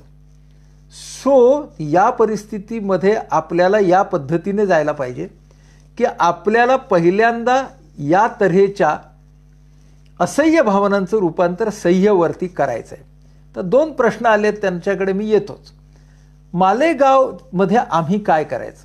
बघा, मी तुम्हाला जे सांगतोय ना ते मालेगाव की मॅनहटन बदलणार नाही. फिअर आणि कन्सर्न, अँझायटी आणि कन्सर्न या भावना आणि भावनिक नियोजनाचं हे वैश्विक तत्व आहे. फक्त मालेगावमध्ये तुम्हाला ते जास्त रियाज त्याचा करता येईल, प्रॅक्टिस करता येईल. आव्हानात्मक परिस्थिती जिकडं आहे तिथे भावनिक नियोजनाची प्रॅक्टिस जास्त करायला वाव आहे. त्यामुळं आत्ता जे करतोय ते मालेगावला वेगळं आणि मॅनहटनला वेगळं नाही. जे मालेगावला ते मॅनहटनला. उपाय एकच आहे की फिअर आणि अँझायटीला ॲक्सेप्ट करून कन्सर्नला राहण्याचा प्रयत्न करणं. आणि हे तुम्हाला आणि मला जगात टिकायचं असेल तर कोणतीही कालमर्यादा न घालता करावं लागणार आहे. हे आपणच आपल्याला सांगायची वेळ आली आहे हो, दुसरं कोण नाही सांगणार. आणि हे जोपर्यंत आपण सांगणार नाही तोपर्यंत अजून एक वरती प्रश्न आलाय, संयम कसा ठेवायचा? संयम ठेवण्यासाठी अनिश्चिततेचा पहिल्यांदा स्वीकार करायला लागतो. 20 सालचं कॅलेंडर पूर्णपणे गुंडाळून ठेवायची तयारी ठेवायची. 20 सालचं कॅलेंडर गुंडाळून ठेवलेलं आहे. 20 साली मी फक्त दिवसाची डायरी बघणार आहे. ह्याला जर माझी तयारी झाली तर मग येणाऱ्या वास्तवामधली जी आकस्मिकता आहे तिला बघण्याची माझी तयारी होत असते. त्यामुळे संयम ठेवण्यासाठी पहिल्यांदा माझ्या कंट्रोल खाली नसलेल्या गोष्टींना ॲक्सेप्ट करणं, पण कंट्रोल खाली असलेल्या ज्या गोष्टी आहेत त्यांच्यावरती मात्र सततपणे आणि निष्ठेने काम करणं. एक असा प्रश्न आलाय म्हणून मी तो घेतो आत्ता, आणि हे 2 प्रश्न इथे आलेत म्हणून त्या संदर्भात तो प्रश्न चांगला राहील. ते असं विचारतात की अत्यावश्यक सेवेतील व्यक्तीनं फक्त स्वतःचाच विचार करायचा तर त्यात चुकलं काय? कारण पंतप्रधानसुद्धा जान है तो जहान है अशी भूमिका घेतात. मला वाटतं त्या पंतप्रधानांना इथं नाही खेचलं तरी चालेल आपण, पण अत्यावश्यक सेवेतील व्यक्तीनं स्वतःचाच विचार केला तर त्यात काय चुकलं? मला वाटतं चुकलं काहीच नाही. म्हणजे त्या व्यक्तीला चॉईस आहे बरं का, की त्यानं फक्त स्वतःचा विचार करावा असं चॉईस आहे त्या व्यक्तीला, आणि अनेक माणसं तसं करतातही आहेत. फक्त त्या चॉईसची पुढे त्याच माणसाला किंमत भरावी लागणार हे पण लक्षात ठेवलं पाहिजे ना आपण. सगळीकडे आपल्याला ते लक्षात ठेवलं पाहिजे. मग आता मुद्दा काय येतो माहिती आहे का? मुद्दा यामध्ये असा येतो की आपला कॉन्शन्स आपल्याला काय बरं सांगतो, आपला विवेक आपल्याला काय सांगतो ते आपल्याला ऐकायला पाहिजे. मग आता मला असा पण एक प्रश्न आला आहे, अहो जेव्हा बायोलॉजिकल चॅलेंज येतं तेव्हा विवेकाने वागणं कठीण नाही का? तर निश्चितपणे कठीण आहे. पण याच्यापेक्षा अतोनात असलेल्या बायोलॉजिकल चॅलेंजेसमध्ये लोकांनी दुसऱ्या महायुद्धापासून ते मोठी मोठी बायोलॉजिकल चॅलेंजेस सामान्य लोकांनी ही सहन केलेली आहेत ना. त्या मानानं तुमचं आमचं जे चॅलेंज आहे आज ते कठीण आहे नक्की, पण असं नाही की बायोलॉजिकल चॅलेंज असेल का माणसानं विवेकाने वागताच येत नाही. हो तसं असतं तर पृथ्वीचा नाश केव्हाच झाला असता. त्यामुळे बायोलॉजिकल चॅलेंज असेल तर विवेकाला आव्हान मिळतं हे नक्की, पण आपण हा विचार करायला पाहिजे ना की माझं म्हणून आपल्याला ना खरं म्हणजे ही संधी आहे की आपण आपल्या समोर असलेली जी ध्येय आत्तापर्यंत स्वीकारली होती त्याचा पुनर्विचार करायची ही संधी आहे. की मी जो विचार करणार आहे तो मीचाच अप्पलपोटा विचार करणार आहे का? मी माझ्याबरोबर इतरांचाही विचार करणार आहे की नाही? मी जी नोकरी करतोय, मी जो व्यवसाय घेतलेला आहे तो मी फक्त मला त्याचे पैसे मिळतात म्हणूनच केला आहे का? असे सगळे प्रश्न मला विचारून माझ्या विवेकाला मी जागून उत्तर दिलं पाहिजे. आता ह्यातून सुद्धा माझ्या मनात असा विचार येऊ शकतो ना, जसं एकाने लिहिलंय की 2 वर्ष सेवा राहिली आहे तर मी आत्ताच राजीनामा देऊ का? हो तुमचा चॉईस आहे, पण त्या चॉईसची प्राईस नंतर भरायला लागेल. म्हणजे आता राजीनामा द्याल आणि मग 3 महिन्यात समजा सगळं नॉर्मल आलं तर, लसच निर्माण झाली तर, मग लगेच माझे बेनिफिट राहिले म्हणायचं नाही. म्हणजे काय की जो मला पर्याय घ्यायचा असेल त्या पर्यायाची किंमत देण्याची माझी तयारी पाहिजे. मी जर सेवा देणार आहे आणि मी जर निष्ठापूर्वक सेवा देणार आहे तर त्या पर्यायाची किंमत देण्याची तयारी मला पाहिजे का नाही? ती असल्याशिवाय मला स्थिरता येणारच नाही मनाच्या दृष्टीनं.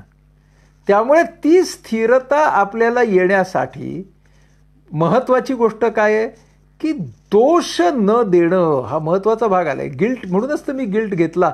आता दीपकने प्रश्न विचारलाय की माझ्यामुळं होतं का? माझ्यामुळं नाही होत. आपल्याला चूक झाली असेल तर ती दुरुस्त करणं आणि फॅक्टर्स बियॉन्ड कंट्रोल जे आहेत त्यांना लक्षात ठेवणं, पण डिफरन्शिएट करणं की हे फॅक्टर्स विदिन कंट्रोल आहे, हा फॅक्टर बियॉन्ड कंट्रोल आहे. आणि म्हणून दुर्दैवाने तसं झालं. दुर्दैव याचा अर्थ फॅक्टर्स बियॉन्ड कंट्रोल. गिल्टसह जगायचं की नाही हा तुमचा चॉईस आहे बरं का. तुम्हाला चॉईस दिलेला आहे, न्यूरोलॉजीनं सायकोलॉजीनं चॉईस दिलेला आहे की तुम्हाला कुठल्या भावनांमध्ये जगायचं आहे. तुम्हाला जर आदिम भावनांमध्ये, असह्य भावनांमध्ये जगायचं आहे तर जगा. नंतर मी येणार आहे त्याच्याकडे की असं जर खूप असह्य भावना यायला लागल्या तर काय करायचं ह्याच्यावरती. पण तुमच्याकडे पर्याय आहे त्या गिल्टचं रूपांतर रिग्रेटमध्ये करण्याचा. पर्याय आहे गिल्टला स्वीकारून नंतर रिग्रेटमध्ये येण्याचा. रिग्रेट याचा अर्थच हा आहे की असं समजा झालं एखाद्याच्या घरी की एखादा गेला कामावरती, तो पॉझिटिव्ह आला, त्याच्या घरातल्या 1-2 जण पॉझिटिव्ह आले, तर ह्याच्यात कुणाचा दोष आहे का? ह्याच्यात कुणाचाच दोष नाही आहे. हां, जर त्यातल्या कुणीच काळजी घेतली नसती तर त्यांनी ती केलेली चूक आहे. ओके, त्यांनी ती केलेली चूक आहे याचा अर्थ ते दोषी आहेत असे नव्हे. चूक आपण सगळेजण करतो वागताना आणि आपल्या हातून चूक होऊ शकते. आपल्यापैकी कोणीही निर्दोष नाही हे आपल्याला डोक्यात घेतलं पाहिजे. म्हणजेच आपल्याला काय लक्षात घ्यायला लागेल पुन्हा इथंही की असह्यवरून स्वतःला सह्यवरती आणायचं आहे. पहिल्यांदा नकारात्मक विचारांच्याकडे नीटपणे पाहायचं आहे. नकारात्मक विचार एकदम सकारात्मक करायच्या भानगडीत पडायचं नाही. नकारात्मक विचारांना पाहायचं आणि नकारात्मक विचारांचं रूपांतर असह्य विचारांचं सह्य विचारामध्ये करायचं. म्हणजे असह्य टू सह्य, intolerable to tolerable, I can't stand it पासून स्वतःला आणायचं आहे I can stand it were. हा आपला पहिला महत्त्वाचा भाग आहे. हे आपण केल्यावरती अमेय विचारतोय म्हणून मी आता तो पुढच्याला जोडून घेतो मी की आता म्हणजे आपल्याला काय करायला लागेल, फॅक्टर्स विदिन कंट्रोलवरती काम करायचं आहे. अमेयचा प्रश्न आहे की डेली शेड्यूल मेंटेन कसं करायचं. तर अमेय गंमत अशी आहे, डेली शेड्यूल हे डेली जेवणासारखे मेंटेन करावे. म्हणजे काय, जेवणामध्ये आपण काय करतो हो, तर प्रथिनं, कार्बोहायड्रेट, फॅट्स, अमुक ढमुक ढमुक हे सगळं गेलं पाहिजे.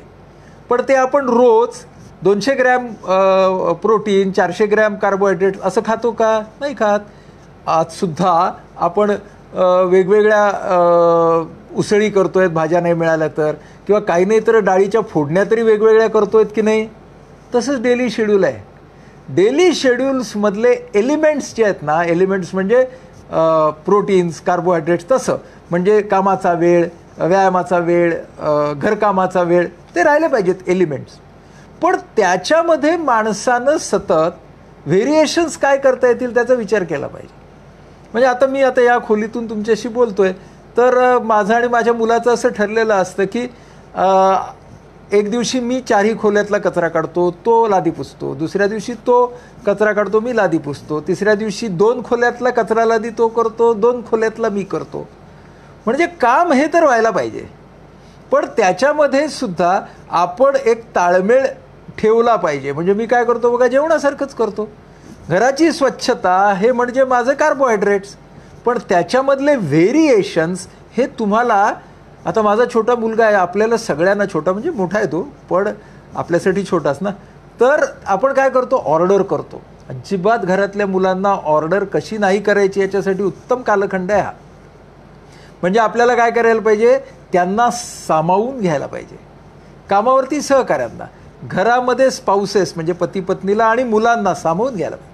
की अरे आज ना चल आता आपण काय करूया रे, आज कसं करूया साफसफाईचं असं विचारायचं. हां, तुला थोडा वेळ आहे का असं विचारायचं. हां, नाहीतर नुसता बसलेला असतो स्क्रीन घेऊन असं नाही सुरुवात करायची.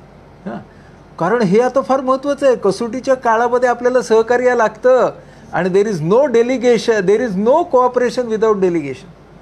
आपल्याला ऑर्डरची सवय लागलेली असते, बदलायची सुंदर संधी.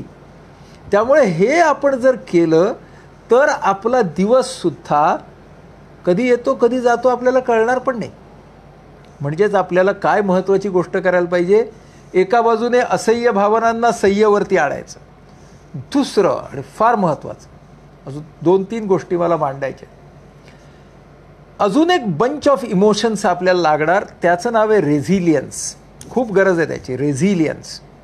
रेझिलियन्स फोबियावरती मी ऑलरेडी बोललो बघा, अँझायटी आणि कन्सर्न, तर तेच फोबियाच्यासाठी बोललो आता. त्यामुळे मी त्याच्याकडे आता परत जात नाही, कारण मी ते चांगल्यापैकी डिटेलमध्ये बोललो. तुम्ही लक्ष द्या, कारण बऱ्याच वेळेला लक्षपूर्वक ऐका. प्रत्येकाला प्रश्नाची घाई असते. प्रश्न लिहिताना माणसं बोलण्यावरचं लक्ष कमी करतात, त्यांच्या डोक्यात फक्त त्यांचा प्रश्न असतो. आता हा प्रश्न विचारला गेला ज्याचं उत्तर मी आधीच दिलेलं आहे, पण त्यावेळेला प्रश्नकर्त्याचं लक्ष नसतं. त्यामुळे लक्षपूर्वक ऐकलं तरच शिकणं चांगलं होतं, हे डोक्यात घ्या. तेव्हा आपण काय बघितलं की आपल्याला असह्य भावनांचं रूपांतर सह्य भावनेमध्ये करायला पाहिजे. दुसरा महत्त्वाचा मुद्दा, एक गट आपल्याला भावनांचा फार आवश्यक असणार आहे या कालखंडामध्ये, त्याचं नाव आहे रेझिलियन्स. रेझिलियन्स याचा अर्थ आहे सहनसिद्धी, तितिक्षा असा त्यातला संस्कृतातला शब्द आहे. Resilience is a bunch of emotions. बरं का, त्यामध्ये काय पाहिजे? त्यामध्ये लागते कमिटमेंट टू द गोल.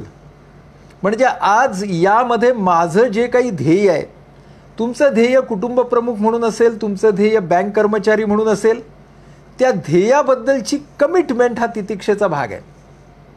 दुसरा जो महत्त्वाचा भाग आहे तो म्हणजे जिद्द, डोळस साहस आणि धीर म्हणजे पेशन्स.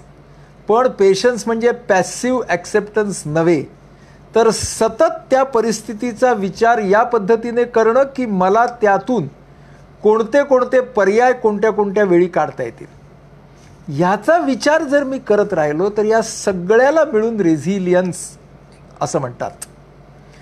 म्हणजे एका बाजूला आपल्याला सह्य भावना हव्यात, निगेटिव्ह असल्या तरी असह्यचं रूपांतर सह्यमध्ये करायचं. रेझिलियन्स म्हणजे सहनसिद्धी हवी. आणि मग तिसरं, आता मग आमच्या जीवनातला आनंद कधी येणार, आमच्या जीवनामध्ये हॅपीनेस कधी येणार? कोरोना गेल्यानंतरचा आनंद असेल किंवा काबूत आल्यानंतरचा आनंद असेल, त्याला आपण म्हणू आउटकम प्लेजर. आत्ता तुमच्या आणि माझ्या हातामध्ये आउटकम प्लेजर नाही. मग आपल्या हातामध्ये कुठला प्लेजर आहे? तर आपल्या हातामध्ये प्रोसेस प्लेजर आहे. आपण जे काही करत आहोत, फक्त काम नाही आहे, धुणी भांडी पण असतील घरातली पुरुषांसाठी. धुणी भांडी असतील घरातली, स्वयंपाकसुद्धा पुरुष आणि स्त्रिया दोघंही करतायत आज, छान गोष्ट आहे. या निमित्तानं स्त्री आणि पुरुष यांचे स्टिरिओटाईप जरा तोडले गेले तर आपल्याला बरंच आहे. जे काही आम्ही काम करत असू तो आपल्या आनंदाचा सोर्स होऊ शकतो. कारण आज आपल्याला आउटकम प्लेजर नाही, मग आपल्याला प्रोसेस प्लेजर आहे. जे काही काम आपण करतो आहोत त्या कामामध्ये आपण आनंद निर्माण करू शकतो आपली इच्छा असल्यास आणि तेवढे आपण परिश्रम केल्यास. प्रत्येक कामामध्ये एक रिदम असतो.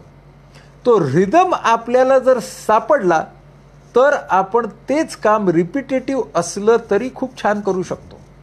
मी तुमच्याच काउंटरवरची उदाहरणं देतो.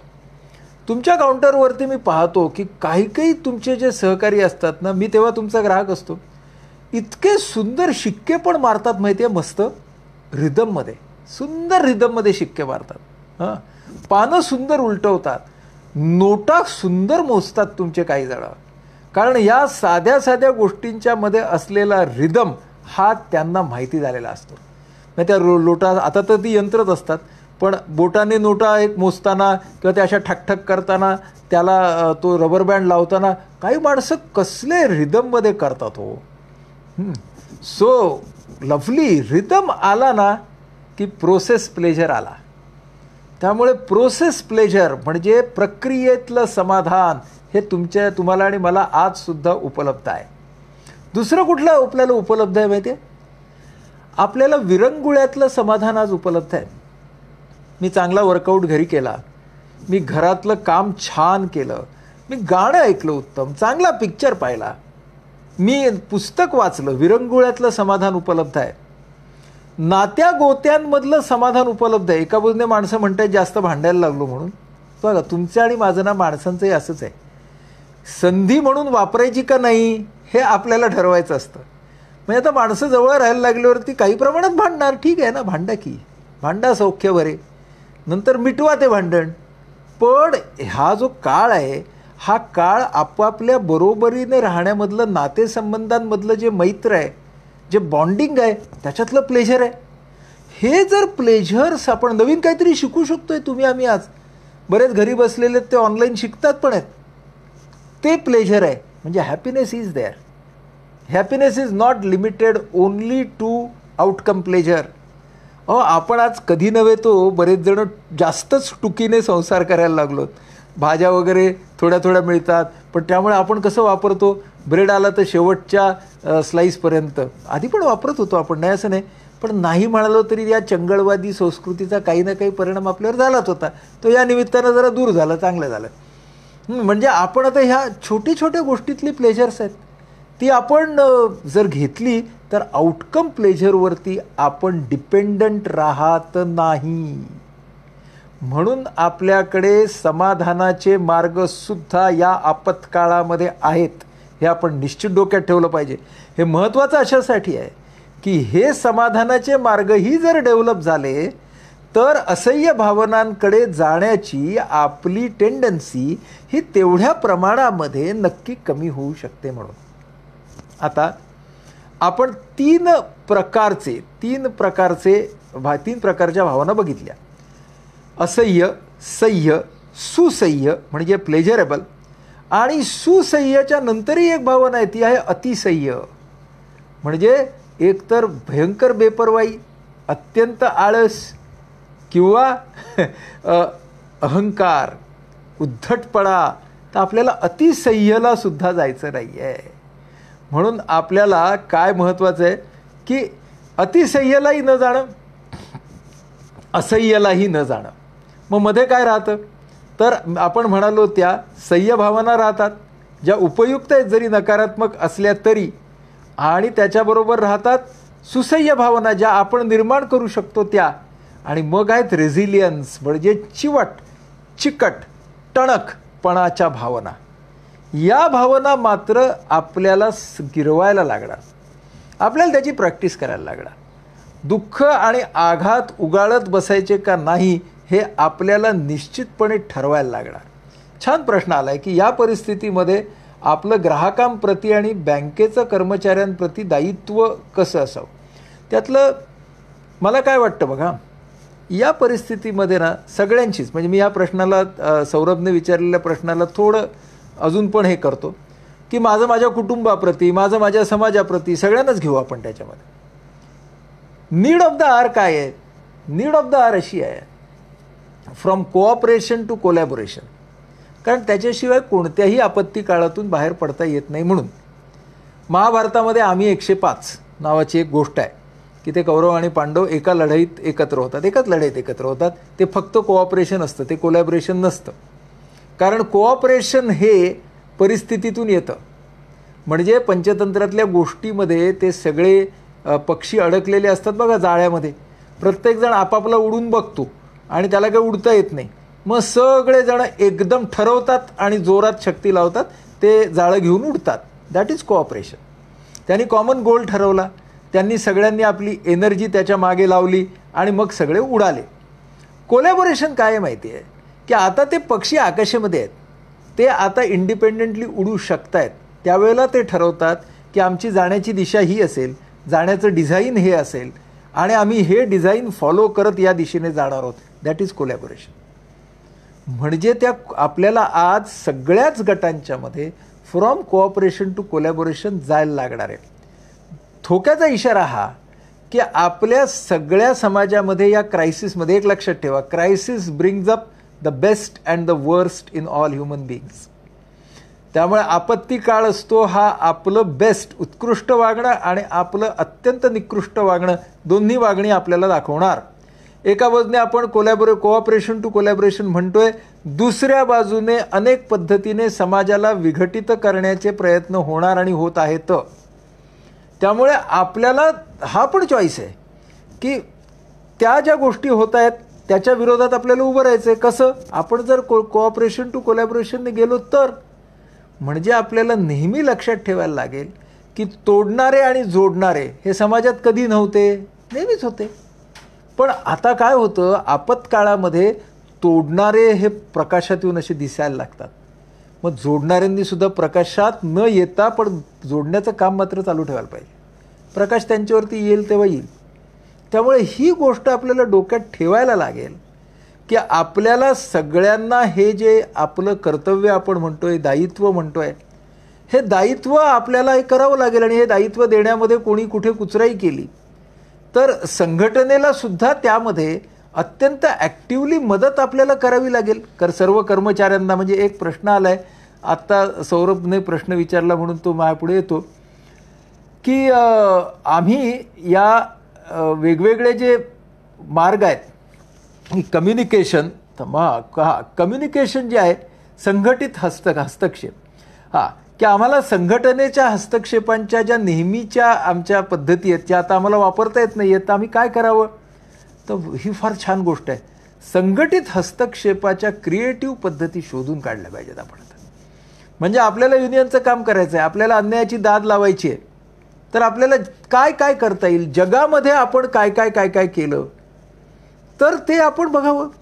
आणि त्याप्रमाणे संघटित हस्तक्षेप हा आपल्याला अत्यंत क्रिएटिव्ह पद्धतीने करावा लागणार आहे. त्या ग्रेटा थुनबर्गने कसा केला, तिनं वैयक्तिक पातळीवरती अत्यंत क्रिएटिव्ह पद्धतीनं तिनं ते शुक्रवारची गोष्ट सुरू केली. सो ते जर ती मुलगी करू शकते आणि त्याचं रूपांतर जर एका जागतिक अशा तऱ्हेच्या विचार प्रणालीत होऊ शकतं, तर मग आपल्याला संघटित हस्तक्षेपाला सुरुवात करायला आणि क्रिएटिव्ह मार्ग लागतील. मात्र म्हणजे मी काही तुमच्या क्षेत्रातला नाही, पण क्रिएटिव्ह मार्गांची गरज आहे एवढं मला निश्चितपणे कळतं.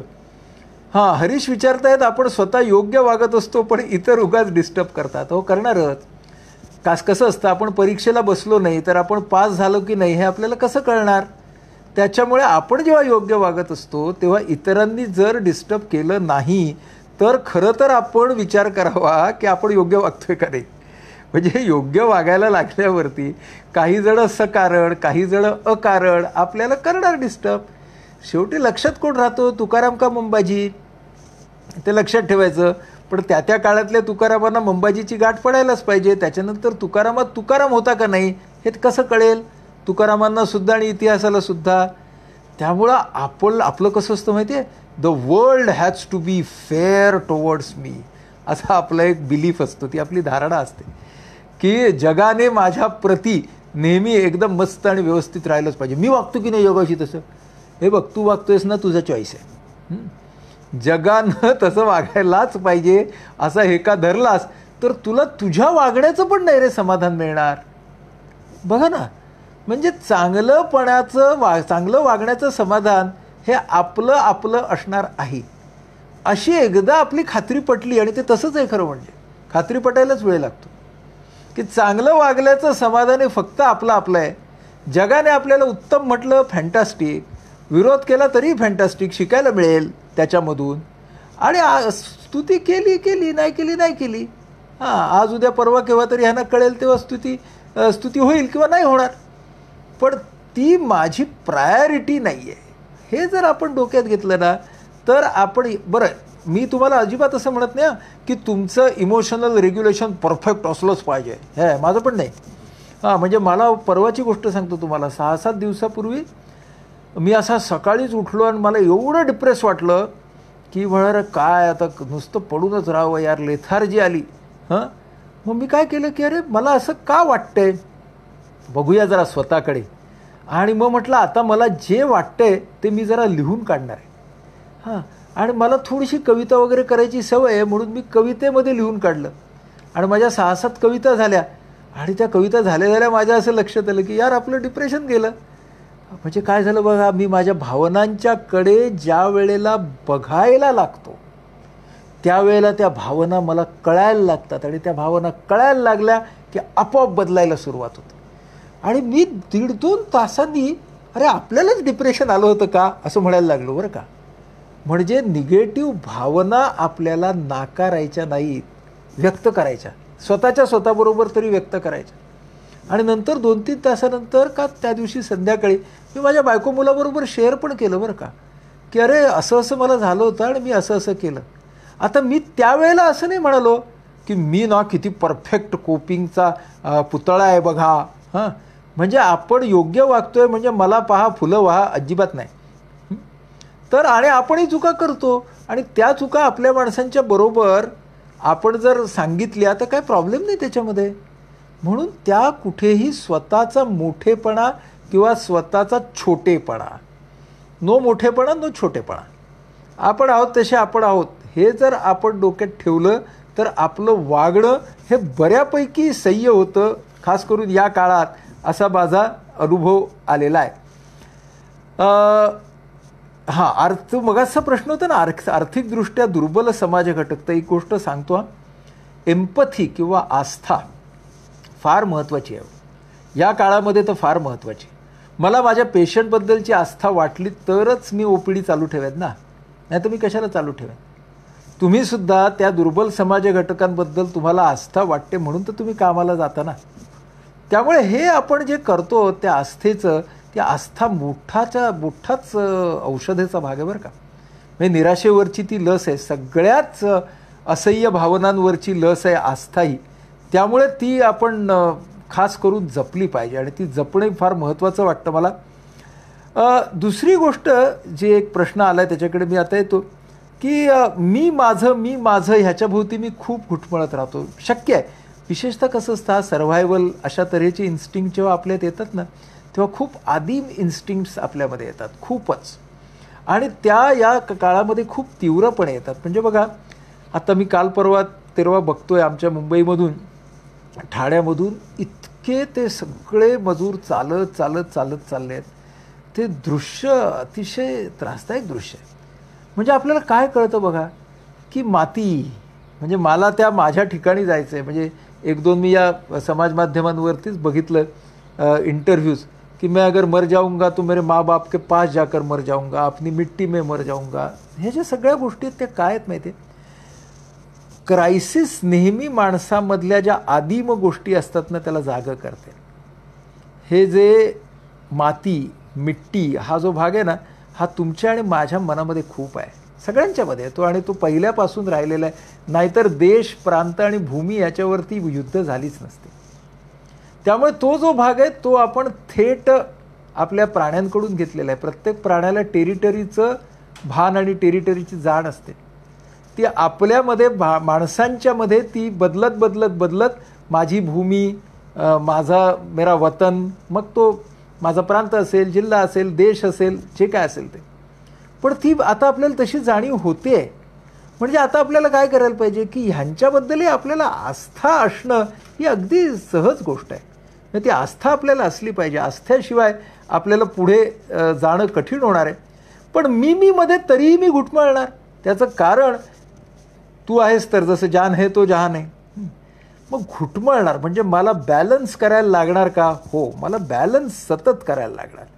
त्यामुळे आपल्याला चिंता वाटणं अजिबात चुकीचं नाही. चिंतेचं रूपांतर काळजीमध्ये करता आलं पाहिजे. असुरक्षितता आहे, हो आहे. त्या असुरक्षिततेमध्ये मला माझी डायनॅमिक गोल्स ठेवून त्याच्यावरचे पर्याय काढायला लागणार आहेतच आहेत. पण एक गोष्ट आहे, माझ्या मनात मी आणि माझे असे किती जरी विचार आले तरी हिस्ट्री आपल्याला काय सांगते, इतिहास आपल्याला काय सांगतो, की अस्तित्व टिकवण्यासाठी सुद्धा आणि विकासासाठी सुद्धा एकट्या माणसाचं फार काही भागलं नाही आहे. माणसाला ना इतर माणसांची गरज लागली, लागणार आणि लागत राहणार ही गोष्ट फार महत्त्वाची. त्यामुळे तो विचार आपल्याला सतत करावा लागेल. आणि म्हणजे आपल्याला ना balance imbalance it's going to be very dynamic. म्हणजे आता एक प्रश्न आला आहे, की आपल्यावरती अवलंबून असणाऱ्या फॅमिली मेंबरची चिंता नको, काळजी असू दे. काळजी याचा अर्थ असा, की म्हणजे आपले सगळे फॅमिली मेंबर्स ॲडिक्वेटली हेल्थ इन्शुअर्ड आहेत का नाही, हो की नाही. त्यामुळे ही काळजी आहे. ॲडिक्वेट इन्शुरन्स करणं ही काळजी आहे. योग्य आहार घेणं ही काळजी आहे. त्याच्यानंतर या सगळ्या परिस्थितीच्या मध्ये आपापल्या प्रकृतीचं जे काय आहे, काय आजार असतील कोणाला तर ते पाहणं ही काळजी आहे. त्यामुळे काळजी घेणं हीच उत्तम. त्याच्यामध्ये काहीच आपण हैगय करायला नको. सगळा समाज आरामात, मग माझ्याच नशिबात हे का, असा एक प्रश्न आलेला आहे. कुठे समाज आरामात आहे हो. असतील काही लोक आरामात, पण तीही आरामात आहेत का नाहीत आपल्याला ठाऊक नाही. आणि बरं, नशीब म्हणजे काय? नशिबाचा अर्थ काय, की आपल्याला आता जे करावं लागतंय ते, पण ते करायचं का नाही याचा चॉईस आपल्याकडे आहे. मग त्याला नशीब का बरं म्हणायचं? मग त्याच्यापेक्षा आपण असं म्हणूया ना, की आता मी घेतलेला हा चॉईस आहे आणि त्याला आराम म्हणायचं का नाही, आणि ते जे जगतायत त्याला काय म्हणायचं हे कोणालाच माहीत नाही आहे. काय ना, बिलं फाडायची प्रवृत्ती या आपत्तीच्या काळात खूप येते. तुमच्याकडे माझ्यात सगळ्यांमध्ये येते बिलं काढण्याची. म्हणजे आपल्याला नेहमी तुलना करतो आपण, त्याचं किती चांगलं झालं आहे. आणि असं म्हणतात की the pastures are greener on the other side. म्हणजे पलीकडचं कुरण मला नेहमीच जास्त हिरवगार दिसतं. ही तर आपली प्रवृत्तीच आहे सगळ्यांची. आणि पहिले विचार येऊ देत हे बघा, कुठल्या विचाराला नाकारू नका, कुठल्या विचारावरती डायरेक्ट शिक्का मारू नका. पण पहिले येणारे विचार पहिल्यांदा जे इमिजिएट येतात ना ऑटोमॅटिक, ते त्या आदिम भावनांशी रिलेटेड असतात. त्याला म्हणायचं रिॲक्टिव्ह थॉट्स. तर दीज आर रिॲक्शन्स. आणि नंतर आपण थोडासा विचार करून जे करतो ना त्याला म्हणायचं रिस्पॉन्स. तर आपल्या मनामध्ये दोन्ही असणार, रिॲक्शन्स असणार, रिस्पॉन्स असणार. पहिल्यांदा रिॲक्शन येणार, रिॲक्शनची इंटेन्सिटी, फ्रिक्वेन्सी, ड्युरेशन कमी करायची, तिला रिस्पॉन्सकडे आणायचा सतत प्रयत्न करायचा, हे आपल्याला करायला लागणार आहे. आणि एक दुसरा प्रश्न आला आहे की निगेटिव्ह वाईब्स खूप येतात. तर मला काय वाटतं माहिती आहे, निगेटिव्ह वाईब्स आणि पॉझिटिव्ह वाईब्स दोन्ही आपल्याला आणणं शक्य आहे. आपण काय बघायचं, समाज माध्यमांवरती जा, टेलिव्हिजन बघा, आपल्याला चॉईस आहे ना काय बघायचं याचा.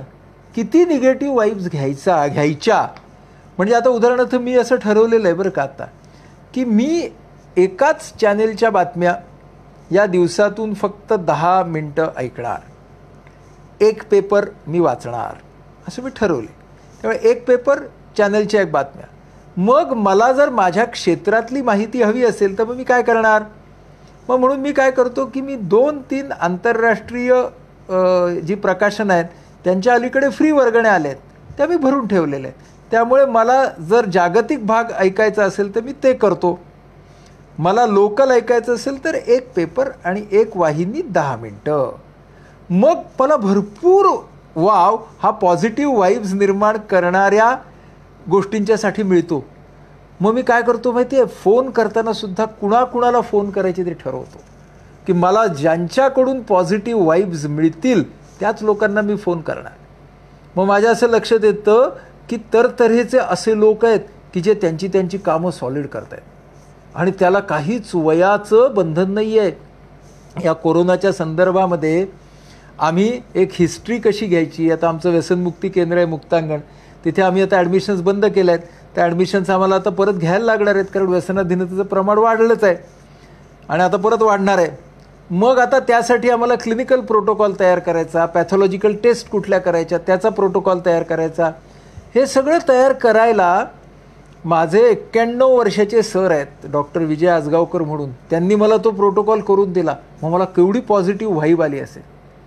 त्यामुळं हे त्यांच्या, कारण ते त्या कस्तुरबा हॉस्पिटलमध्ये 35 वर्ष ऑनररी होते, तेव्हा त्यांना बरोबर क्लिनिकल प्रोटोकॉल कसा करायचा आजच्या काळातला आहे माहिती, त्यांच्याकडून तो त्यांनी मला करून दिला.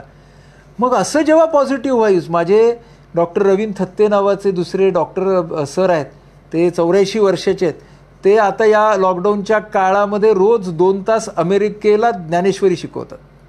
म्हणजे अमेरिकेतले 40 अमेरिकन, 20 भारतीय, या 60 जणांना ते रोज ज्ञानेश्वरीची लेक्चर्स घेतात 84व्या वर्षी. तर क्या बात आहे. म्हणजे आपल्याला जेव्हा असे लोक दिसतात तेव्हा पॉझिटिव्ह व्हाईब्स आपोआप येतात. त्यामुळे आपल्याला चॉईस आहे काय वाचायचं, काय बघायचं. या निमित्ताने तुम्हाला सांगतो पॉझिटिव्ह व्हाईब्ससाठी आपलं IPHचं आवाहन IPH नावाचं यूट्यूब चॅनल आहे. पॉझिटिव्ह व्हाईब्ससाठी जरूर बघा. त्याच्यावरती आपला वेध म्हणून जो कार्यक्रम असतो त्याच्यातल्या जवळजवळ 225 मुलाखती आहेत त्या बघा. या कोरोनाच्या निमित्ताने माझी एक ऑडिओ लेखमाला त्याच्यावरती चालली आहे, करण्याचे दिवस कळण्याचे दिवस नावाची. 11 भाग त्याच्यामध्ये आहेत, ते जरूर सबस्क्राईब करा. फ्री चॅनल आहे आपलं आवाहन IPH. हे भरपूर पॉझिटिव्हिटी आणि पॉझिटिव्ह व्हाईब्स तुम्हाला आपल्या या चॅनलमधून नक्की मिळतील.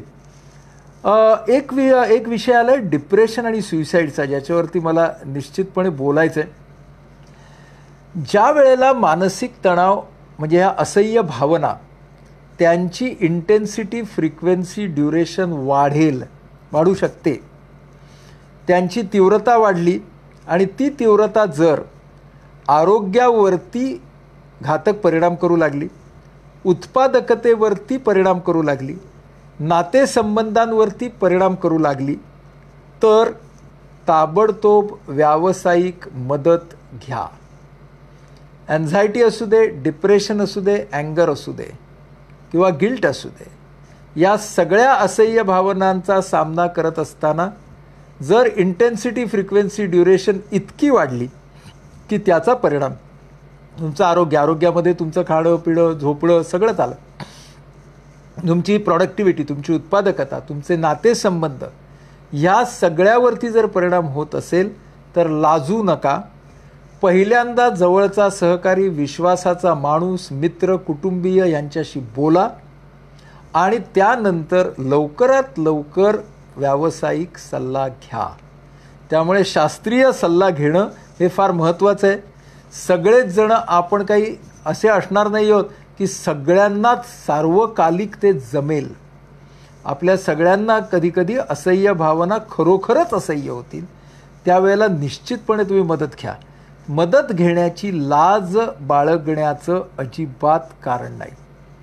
त्यामुळे हा एक महत्त्वाचा मुद्दा मला तुमच्या सगळ्यांच्या समोर मांडायचा होता.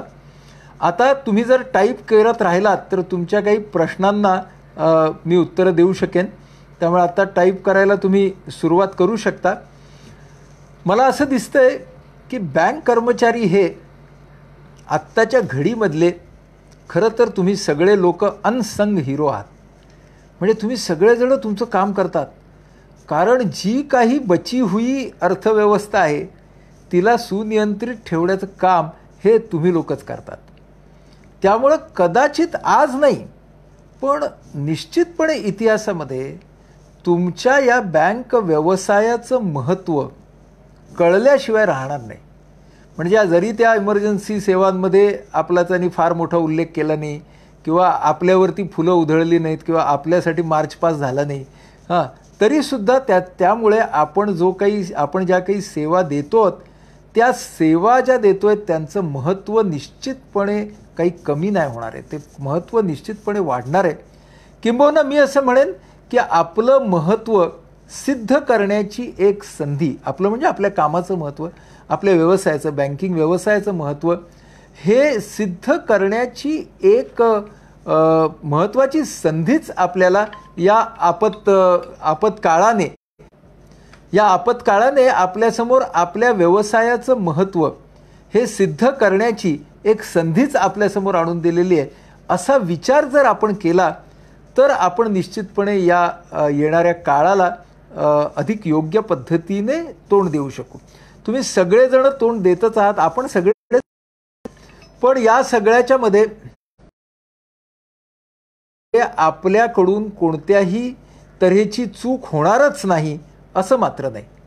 त्यामुळे आपल्याला एक डोक्यामध्ये ठेवलं पाहिजे की चुका करत करतच माणूस शिकत असतो आणि म्हणून गोंधळ होणार, त्या सगळ्यांचे पॉलिसीज ठरवताना सुद्धा गोंधळ होणार, कारण कोणालाच संपूर्ण सत्य माहीत नाही आहे. हो, त्यामुळे आणि ते माहीत व्हायला टप्प्याटप्प्यानं जे त्यावेळेचं सत्य आहे त्या सत्याच्या सोबत मला राहायचं आहे, त्यावेळेचं जे वास्तव आहे त्याला आपल्याला सामोरं जायचं आहे, हे आपल्याला लक्षात ठेवलं पाहिजे.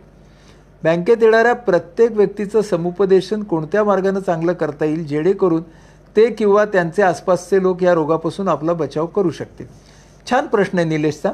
निलेश, खास करून ग्रामीण भागात जर राहत असलात तुम्ही तर किंवा शहरी भागात तर ना मुळामध्ये आपला बँक, त्याचा परिसर, आपल्या ऑफिसचा हे सगळं अगदी त्या प्रवेशाच्या ठिकाणापासून काळजीपूर्वक सगळं छान आणि निरोगी ठेवण्याचा प्रयत्न करता येतोय की नाही हे आपण करावं.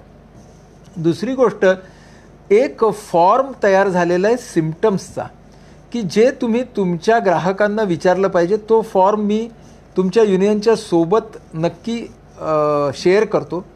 तो फॉर्म ना तुम्ही काय प्रकारची तुमच्या ग्राहकांकडून हिस्ट्री घ्या.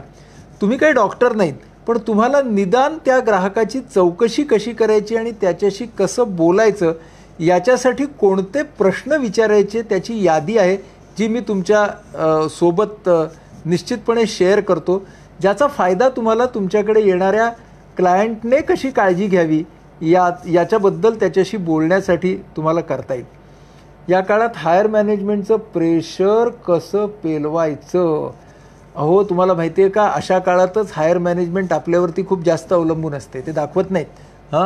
पण म्हणून आपण आपला आब राखून राहायचं या काळामध्ये आणि अत्यंत ॲसर्टिव्हली राहायचं. आपली कामं नीट करायची, दुसऱ्या कोणाला आपण अपमान करायचं नाही. पण प्रेशर जर घालत असतील आपल्याला तर ना कसं असतं, फ्लेक्सिबिलिटी दाखवायला लागते. म्हणजे कधीकधी त्या प्रेशरला खूप ॲसर्टिव्हली तोंड द्यावं लागतं, कधीकधी थोडं प्रेशर इग्नोर करायला लागतं, कधीकधी पडतं पण घ्यावं लागतं बरं का. कारण जे आपल्याला प्रेशर देत असतात त्यांना पण प्रेशर देणारे कुणीतरी असतात. त्यामुळे कधीकधी त्या प्रेशर जे देत असतात त्यांच्याबद्दल सुद्धा आस्था म्हणजे एम्पथी आपल्या मनामध्ये ठेवायला लागते, की हे ना फक्त पास ऑन द पार्सल करतायत बरं का, यांना वरच्या कुणीतरी बत्ती मारली आहे ते आपल्याला खाली देत आहेत. तर हे ना एकच पॉलिसी नाही आहे, लक्षात घ्या. म्हणजे आपल्याला या प्रेशर्सचा सामना करत असताना फ्लेक्सिबल राहावं लागेल नक्की, एम्पॅथिक राहावं लागेल नक्की, आणि सतत वेगळे वेगळे पर्याय मात्र काढत राहावे लागतील. एवढं जर केलं तर त्या मॅनेजमेंटला तुम्हाला प्रेशर देणं, आपलं तोंड देणं, त्या प्रेशरला तोंड देणं हे तुम्हाला काही प्रमाणात तरी साध्य होईल. आणि तुम्ही करत असणार हो, पुन्हा बिनचूक असणार नाही. मध्ये मध्ये मध्ये मध्ये आपण सगळे चुकू, परत स्वतःला लाईनीवरती आणू आणि करू पुढे.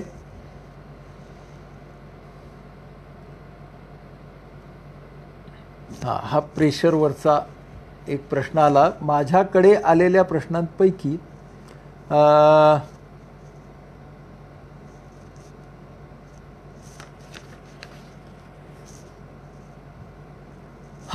एक प्रश्न माझ्याकडे आलेला आहे, तो मी घेतो. मेडिटेशन आणि एन्झायटी ह्याचा संबंध तर तो आहे नक्की.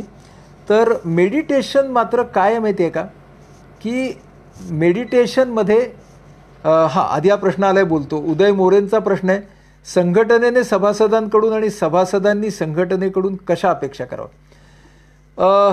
संघटनेने सभासदांकडून ना अशी अपेक्षा ठेवावी की this is the time to involve yourself maximally in the union activities. कारण शेवटी संघटनेच्यासाठी सुद्धा घट्ट बांधणीचा हाच काळ आहे.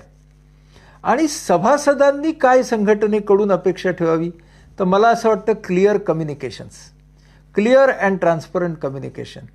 कारण संघटनेकडे सुद्धा सगळ्याच प्रश्नांची उत्तरं रेडीमेड असतील असं नाही. त्यामुळे सगळ्या सभासदांनी संघटनेकडे डिरेक्शन म्हणजे दिशेसाठी बघावं आणि उत्तरं मात्र आपापली शोधावीत. सोल्युशन्सची रिस्पॉन्सिबिलिटी आपण घेऊया, डिरेक्शनची रिस्पॉन्सिबिलिटी संघटनेला देऊ दे. असं जर दोघांच्या मधलं नातं असेल तर त्याचा तो चांगला भाग निघेल. गार्गी विचारते इंटरनल इम्युनिटी कशी. त्याच्यासाठी आता डाएट आणि एक्झरसाईज हे तर फारच घासून झालं आहे, त्यामुळे ते काय मी बोलत नाही. माझ्या बाजूने बोलतो. माझी 2 मोठी आर्टिकल मी आत्ता या विषयावरती लिहिली आहेत, ती उपलब्ध आहेत, वाचा. लोकसत्तेच्या लोकरंग पुरवणीमध्ये इम्युनिटी आणि इमोशन्स म्हणजे रोगप्रतिकार शक्ती आणि भावना यांचं नातं सांगणारा एक मोठा लेख मी लिहिला आहे. माझ्या ब्लॉगवरती तोच लेख उपलब्ध आहे. manogati.wordpress.com हा माझा ब्लॉग आहे, त्याच्यावरती तुम्ही तो लेख वाचा. आणि मी मगाशी ज्या मालिकेचा उल्लेख केला त्या मालिकेच्या 10वा भाग आहे, अवघा रंग एक झाला, ज्याच्यामध्ये इम्युनिटी म्हणजे रोगप्रतिकार शक्ती आणि भावना यांचं नातं काय आहे हे सांगितलेलं आहे. तेव्हा ह्या दोन्ही रिफर गार्गी तुला करता येतील, दोन्ही गोष्टी. एन्झायटी आणि मेडिटेशनकडे येतो. तर मेडिटेशनचे खूप सारे प्रकार आहेत. मग ते योगाभ्यास असेल, मग आर्ट ऑफ लिव्हिंग असेल, मग विपशना असेल, मग माइंडफुलनेस असेल, जे काय असेल ते. कुठलाही मेडिटेशनचा मार्ग घेत असताना काय आपल्याला डोक्यात घेतलं पाहिजे की meditation is also a practice. त्यामुळे आपण आत्ता ती करायला सुरुवात केल्यावरती लागलीच त्याचे रिझल्ट्स मिळतील असं नाही. पण या निमित्तानं शिकायला काही हरकत नाही. शिकताना आणि करताना मात्र मेडिटेशन आपल्या भावना या अत्यंत अनुरूप असणं गरजेचं आहे. कारण जर भावना जर अनुरूप नसतील ना तर मेडिटेशन काय होईल, फक्त ॲक्शन होईल, ती फक्त कृती होईल, फक्त वर्तन होईल, त्याच्यामध्ये इमोशन्स जाणार नाहीत. म्हणून ना त्यामध्ये स्वतःला घालून ते मेडिटेशन करणं ही गोष्ट फार महत्त्वाची राहील. एन्झायटी ज्यांना आहे त्यांच्यासाठी आपलं जे यूट्यूब चॅनल आहे आवाहन IPH, त्यावरती 2 ऑडिओ फाईल्स आहेत. चॅनल E10 असं त्या ऑडिओ फाईल्सचं नाव आहे. एक मराठीत आहे, एक इंग्रजीत आहे. त्यामध्ये एक शास्त्रीय अशा तऱ्हेचा प्रयोग आहे की ज्यामध्ये आपले स्नायू कसे रिलॅक्स करायचे, आपल्या मनाला कसं स्थिर ठेवायचं, पॉझिटिव्ह ॲफर्मेशन्स म्हणजे सकारात्मक विधानं मनाला कशी द्यायची, ह्या सगळ्याचं एक 20 मिनिटाचं रेकॉर्डिंग आहे. ते ऐका. हे रेकॉर्डिंग जर सलग 15 ते 20 दिवस ऐकलं तर नंतर ते न ऐकताही मनातल्या मनात तुम्हाला स्वतःला रिलॅक्स करता येऊ लागतं. तेव्हा आवाहन IPH पहिल्यांदा सबस्क्राईब करा, त्याच्या प्लेलिस्टमध्ये जा आणि channel E10 channelize your extra tension या फाईल्स शोधून काढा, त्याचाही तुम्हाला फायदा होईल. Please give tips to rebuild banker customer relationship trust as it was before COVID-19. बघा, तुम्ही ना तुमच्याकडून सेवा देताना काहीच कसूर केलेली नाही. तुमच्या आणि तुमच्या कस्टमरमध्ये जे अंतर निर्माण झालेलं आहे ते संपूर्णपणे या वातावरणातून निर्माण झालेलं आहे. तरीसुद्धा तुम्ही मॅक्झिमम सेवा देत आहात हे मला माहिती आहे. अनेक पेन्शन घेणारे जे लोक आहेत, ज्यांची अकाउंट्स तुमच्या बँकांमध्ये आहेत, ते सगळेजण, अनेक जण त्यातले मला तुमचे खूप चांगले अनुभवसुद्धा सांगतायत. ओके, त्यामुळं ना ते नातं आहे, पण ते जास्त एम्पॅथिक होऊ शकेल आता. म्हणजे तुम्ही त्यांची काळजी घेणं आणि तेही तुमची काळजी घेतील. त्यामुळे एका बाजूने आपलं बॉन्डिंग वाढवण्यासाठी त्या माणसाच्या स्वागतापासून आपल्याला त्याला आता तो व्हॅल्यूड कस्टमरचा दर्जाच द्यावा लागेल की एव्हरी कस्टमर, ऑल माय कस्टमर्स वेअर व्हेरी नाईस, पण आता ते व्हॅल्यूड झाले आहेत. आणि ते जर तुम्ही केलं तर आता एखादे तुमचे सिनियर सिटीजन कस्टमर आले आणि कसे आला तो काका, हां काही येताना त्रास नाही ना झाला, एवढं जरी विचारलं ना तरीसुद्धा ते बॉन्डिंग मिळतं बघा त्या माणसाला.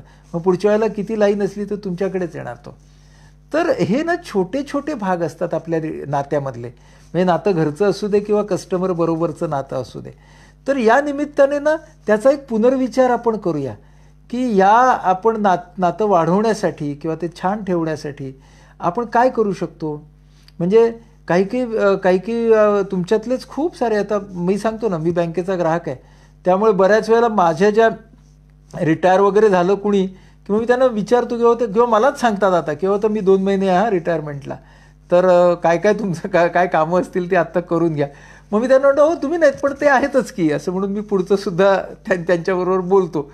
तर आपले जे संबंध असतात, म्हणजे मी जेव्हा ग्राहक म्हणून तुमच्या बँकेत येतो तेव्हा आपले जे संबंध असतात ना ते हळूहळू मुरत जातात. आणि मला अगदी पक्क माहिती आहे बरं का की तुमचे सुद्धा ना आवडते आणि नावडते ग्राहक असतात, अगदी नक्की. कारण माझे सुद्धा डॉक्टर म्हणून ना काही आवडते आणि नावडते पेशंट असतात. तो आपला सगळ्यांचा माणूस म्हणूनचा चॉईस असतो. माणूस म्हणूनचे आपले प्रेज्युडायसेस असतात की मला ना फॉलोअपला अमुक एक माझा पेशंट येणार आहे ना, तर मला एकदम छान वाटतं बरं का, त्याचं कार्ड बघितल्या आणि एखाद्याचं कार्ड, अरे बापरे आता हा आला का गेला अर्धा तास. तर तुम्हाला सुद्धा असंच तुमच्या कस्टमर्सच्या काही कस्टमर्सच्या बाबतीत वाटत असणार बरं का. तर दॅट इज ओके, पूर्वग्रह आपले राहणार, आपण काही संत नाही. पण सर्व्हिस डिलिव्हरीमध्ये त्या पूर्वग्रहांना आपल्याला कमीत कमी कसं आणता येईल हा आपल्याला विचार करायचा. की जरी तो आपल्याला एंट्री मारताना दिसला की अरे आता हे आल्यावर का आता कटकट आहे असं येईल, ते विचार येईल सुद्धा, रिॲक्शनवर जाऊ आपण. मग त्याला रिस्पॉन्सवरती आपल्याला स्वतःला आणावं लागेल की हो पण याच्या बऱ्याच एफडीज आपल्याकडे आहेत. तर त्यामुळे जरा कटकटे असले तरीसुद्धा यांचं व्यवस्थित स्वागत करून त्यांना जी काय सेवा द्यायची ती देऊया. सो पूर्वग्रह असतील आपल्या मनामध्ये, पण ते आपल्या ध्येयपूर्तीच्या कामामध्ये कमीत कमी कसे येतील ते आपल्याला या निमित्तानं बघणं ही गोष्ट फार महत्त्वाची ठरेल.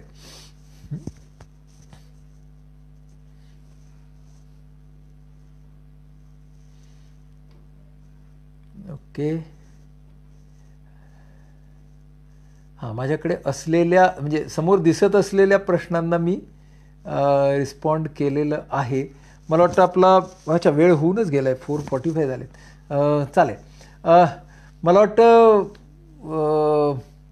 आपण आता ह्या आजच्यासाठी इथं थांबूया. म्हणजे आजच्यासाठी आपण इथं विराम घेऊया. आणि मला असं वाटतं की तुमची संघटना आणि तुम्ही सगळेजणं हे खूप चांगल्या पद्धतीने कार्यरत आहात आणि असेच कार्यरत राहाल. पुढच्या काळामध्ये आपल्या सगळ्यांना माहिती आहे की हे करोनाचं थोडंसं जीवशास्त्रीय चक्र झालं की नंतर आर्थिक चक्र सुरू होणारच आहे. त्यामुळं आपल्याला नंतरसुद्धा एक राहायचं आहे. धनंजय माझे आभार मानतोय. धनंजय मी पण तुझे आभार मानतो. तर आपल्याला सगळ्यांना एकत्र राहायचं आहे आणि या काळाच्या मध्ये आपल्या सगळ्यांचं नातं हे जितकं दृढ आणि जितकं मोकळं होईल तितकं आपल्याला भविष्य काळाला सामोरं जाण्याची आपल्याला एक ऊर्जा मिळणार आहे आणि ऊर्जा आपल्याला एकमेकांना द्यायची आहे. उद्या मी निराश झालो ना, तुम्ही मला धीर द्या. तुम्ही निराश झाले ना, मी तुम्हाला धीर देईन. आपण सगळ्यांनी पुढे जायचं आहे. म्हणजे आपल्याला ना आज ते आहे की नाही, उषःकाल आणि काळं रात्र वगैरे, काळं रात्र जाणार का नाही आपल्याला माहीत नाही, पण कुठलीही रात्र जाते. ध्रुव प्रदेशातली रात्रसुद्धा जाते. म्हणजे उषःकाल कधी होणार ते माहीत नाही, पण होणार हे नक्की. आपण सगळे बरोबर राहिलो तर त्या पक्ष्यांच्या सारखे आपण योग्य पद्धतीने पुढे पुढे जात राहू. तेव्हा योग्य दिशेने पावला पावलांनी पुढे जात राहणं हे आपल्या हातात आहे आणि ते आपण सगळेजण निश्चितपणे पुढे चालू ठेवू. या निमित्तानं आणि यानंतरसुद्धा तुम्हा सगळ्यांच्या सोबत गप्पा मारण्याची संधी ज्या ज्या वेळेला आपल्याला मिळेल त्यावेळेला पुढच्या काळातसुद्धा आपण ही साथ संगत ठेवू. आणि म्हणून कोरोना के साथ भी और कोरोना के बाद भी. धन्यवाद. नमस्कार.